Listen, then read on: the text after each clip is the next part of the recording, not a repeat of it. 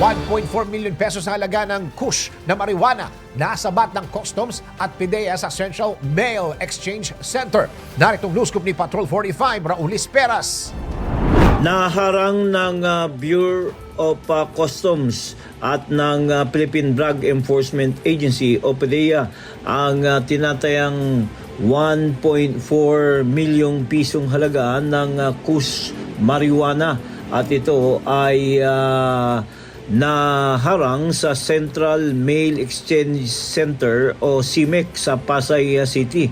Ang kargamento ay diniklarang damit at nanggaling ng Thailand, subalit ng sumailalim sa inspeksyon at x-ray ay nakita at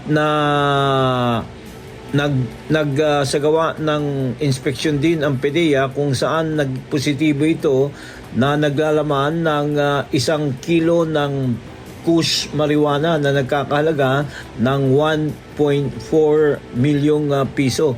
Gayunpaman, ang hindi pinangalan ng suspect ay naaresto habang inihanda na ng mga otoridad ang kaukulang demanda laban sa naarestong suspect.